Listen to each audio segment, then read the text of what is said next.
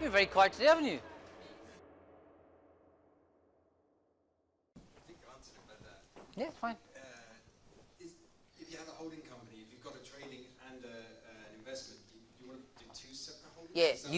You want to mix them because, generally speaking, for investment companies, you don't get entrepreneurs relief, you don't get investors relief, you can't claim substantial shareholding exemption, and there are other tax reliefs and exemptions that don't apply to investment businesses. So if you mix them up and 20% or more of your income, your time spent, value of assets or your profits, and there's one or two other criteria, if that exceeds more than 20% investment, you lose all of those tax benefits.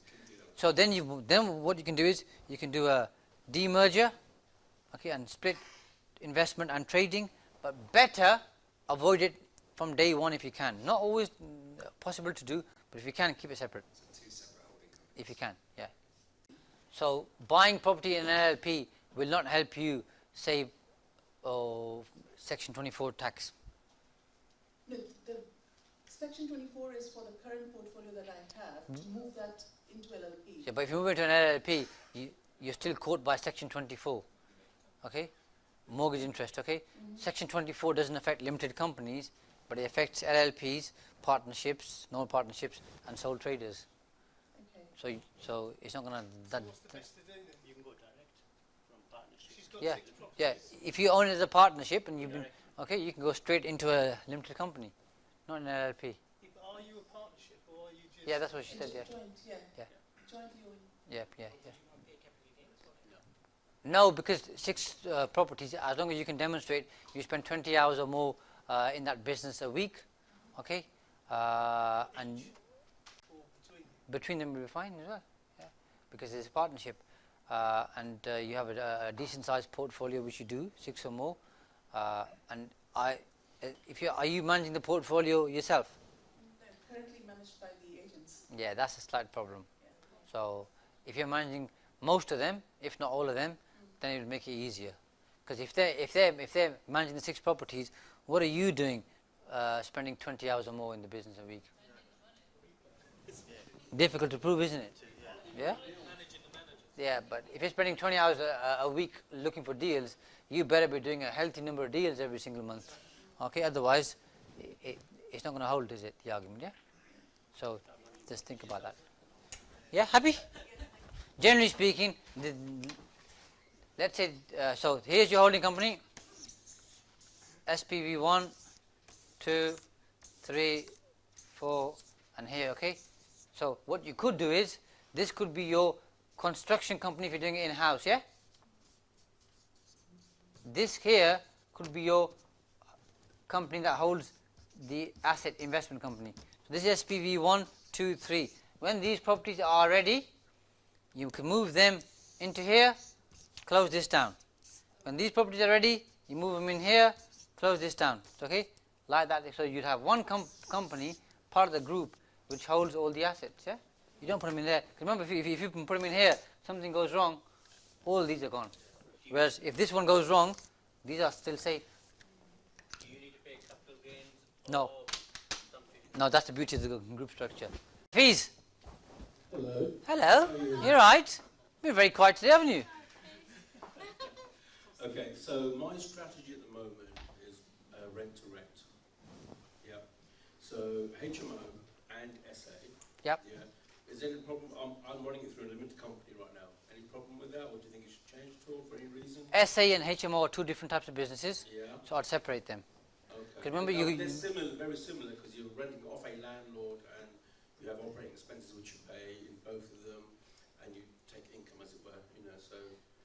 So are they both rent to rent Yeah. for you? Yeah. That's fine then, yeah. Yeah. Okay. So if I were then to buy some properties, whether they be SA or HMO, Yeah. should I buy them with a different limited company now? Yeah, 100%. As an asset thing. Yeah. And- But when you buy HMOs, Yeah. keep them in one company, Yeah. and when you buy a property for SA, keep them in a separate company.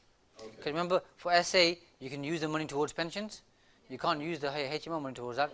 You can claim a lot of capital allowances on service accommodation. On HMOs, a very small amount, generally speaking, okay, in the common areas. Right. Yeah, that type of stuff. SA will get entrepreneurs relief, investors relief, that type of stuff. HMOs, you get none of that.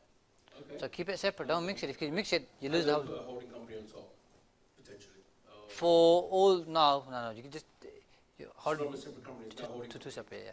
Holding companies come in when you got JV partners, you're doing a lot of construction work. That kind of. If it's just plain vanilla, you're going to buy HMOs. Keep them all in one company Okay. because they're all yours, aren't they? Hi. My dad's got an industrial property that he rents out to his own business. Yep. What he wants to do is move it. Well, he wants to sell it. He's got someone who wants to buy it, and then he wants to purchase residential property. Yep. But then he also wants to include me and my brother in it, Mm-hmm. so that we're involved. So it's obviously inheritance tax when it happens. So what's the best way to structure that? Is that property owned by your dad at the minute, Um, in his own name or a company? yeah, I think it's in his company's name. Okay. Same company as his business or just a standalone company? Separate company. Okay. So he can't claim entrepreneurs relief Okay. because I assume he's been charging rent for that property. Yeah, yes, yeah. So when he sells it, he'll have the cash in that company.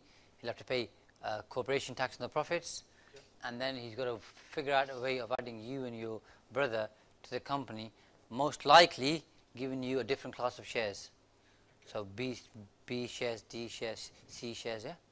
Okay. So that's the bit he needs to figure out, but it can be done. Yeah. No, cool. Rent to rent. Okay. Where you're charging commission.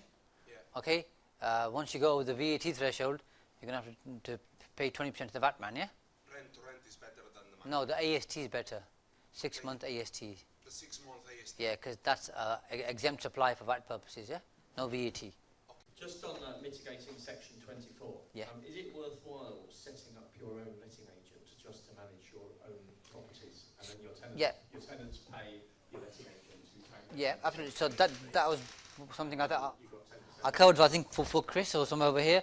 So you can have your own letting agent and charge up to 15%, not 10%, up to 15%, and that income goes in there. So that's going to reduce some of the hit on section 24 Right. by 15%. That's worth doing, is it? It is worth doing, depending on You have to give you. So put it this way: let's say you've got 10 properties, and the rent per property is £600 a month. Okay, times 12 months, 7,200 times 10 properties, £72,000. Okay, that's going to push you into the higher rate anyway. Yeah.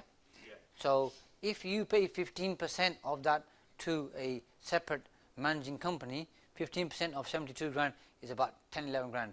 Yes. So you're going to save, okay, on section 22 charges on that 15%. Section 24, sorry. So it's well worth doing. Yeah.